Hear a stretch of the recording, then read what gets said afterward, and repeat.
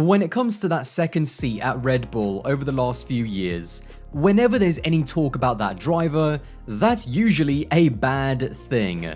In 2019, we were asking if Gasly was going to get dropped or not. In 2020, we were asking if Albon was going to get dropped or not. And then in 2021, we were still asking if Perez was going to get dropped or not. In 2022, however, I haven't seen as much talk from both the media and also from the fans online questioning if Perez is still doing a good enough job or not. And that second Red Bull seat is one of those rare occasions where the less your name is mentioned, the better you're probably doing. Either way, whether it's controversial or not, I think Checo is actually doing a really good job in 2022. After 5 races, he's currently 3rd in the driver's standings, 7 points ahead of George Russell in 4th, and 19 points behind Verstappen in 2nd. But where are we with the Red Bull second driver dilemma now? Are we still years away from being certain that a driver will actually be kept by the team alongside Max? Or has Checo now stepped up and shown enough to be the long-term option? The first thing I want to do is look at where Checo is right now compared to last year. Now, I'm not going to do any comparisons to Gasly or Albon because quite frankly, we know they struggled and the quicker we move on, the better. The big problem for Checo, as it was for all of Max's teammates, was qualifying pace. Last year, across all of the races, according to racefans.net, the average qualifying gap between Max and Checo was 0.528 seconds. That's a pretty hefty gap. And what it meant was that Checo's average qualifying position was 7.05, which was actually worse than Gasly, Leclerc, and Norris. That was the really big issue because, in terms of race pace in clean air, Checo did seem like he could just about live with Lewis and Max, and be in Lewis's pit stop window to where Mercedes couldn't always take the risk of pitting Lewis and coming out behind Checo. But the problem with starting at an average position of 7th is that there were also many races where Checo was out of position, and by the time he made it to the front, both of the leaders were long gone for him to be a factor. Now, however, in 2022, he has made significant gains in qualifying. These are the gaps that Checo has had so far to Max. Now, the really big outlier of course here is Imola, which I'm actually going to discount.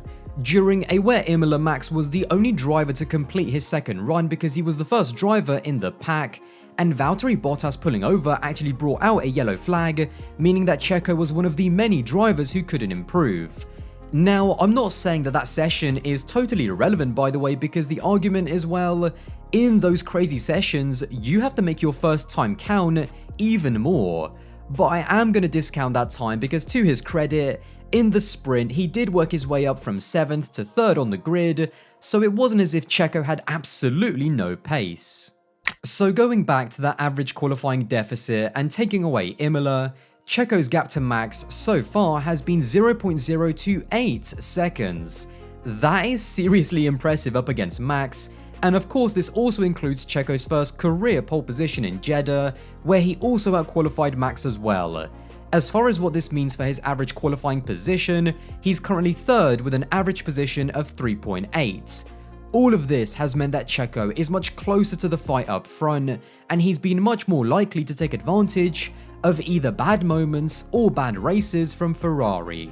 In Australia, he actually got unlucky because right after he pitted, Seb's crash brought out the safety car and gave a cheap pit stop to the cars around him, but even then he was able to overtake his way through to 3rd, and when Max retired, be there to finish in 2nd.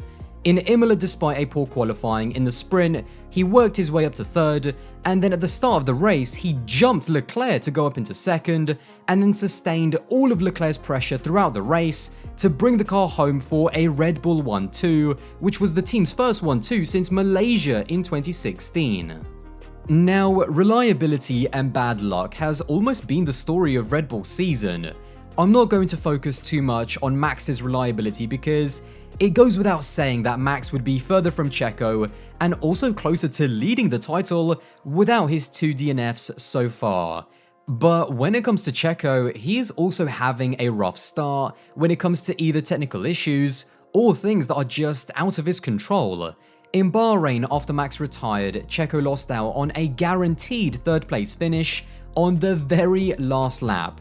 Then in Jeddah, after getting the first pole of his career and actually looking fairly comfortable leading the race, the team pit him first on lap 16, and then literally on the same lap, Latifi put it into the wall, which brought out the safety car, which gave Leclerc, Verstappen and Sainz all a cheap pit stop, with Checo going from running in P1 to dropping down to P4. And this then continued in Miami, where Checo went from putting the pressure on Sainz for third to having yet another power unit related issue, which according to Horner and Checo, cost him 20 kilowatts of power and cost him 10 kilometers an hour on the straights. I still think in terms of raw pace and the ultimate level of each driver, if you put Max, Charles, Carlos and Checo all in equal cars, theoretically I still think Checo comes out fourth just on pure pace alone. But that doesn't matter because, for once, the pressure is not on Red Bull's number 2. At the moment it seems to be more on Ferrari's, maybe soon to be number 2. The new regs have definitely swung the pendulum a lot more in Checo's favour. He's not a different driver in 2022 to the one that he was last year, he's just able to extract more out of the car. The RB18 is not as heavy on the nose as the previous generation of Bulls, and with these new 18-inch tyres, Checo's tyre management has been even more of a skill in his armory, looking at how difficult it can be to both switch them on and stop them from graining. I spoke in a previous video that even if Max is not 100% comfortable with the RB18 yet, Max has got so much speed and talent that he's already been able to overcome some of these early struggles. And the fact that Checo has been so much closer to Max, I think it's been good for everyone. It's been good for Checo's confidence, it's been good for the team's morale, and it's also been good for Max to be pushed more as well. There is of course a question of, if Checo still isn't the solution, then who else? There will always be options for Red Bull because there is never a shortage of options when a race-winning drive opens up.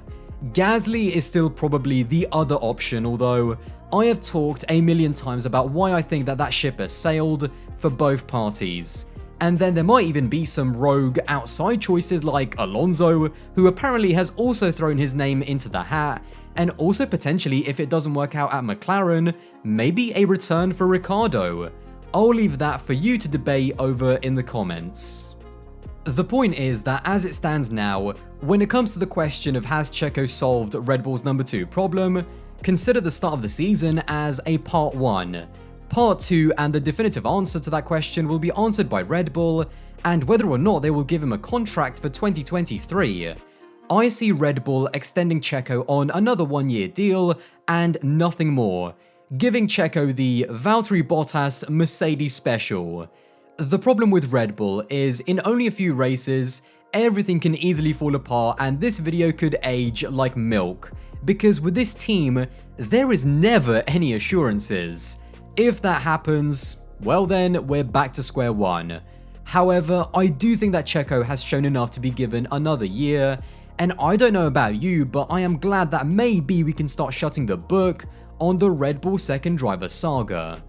For now. Well, there you have it, another video in the bag. If you did enjoy this one and want to support the channel, then don't forget to subscribe, and as always, let me know all of your thoughts in the comments box below, and I'll see you in the next one.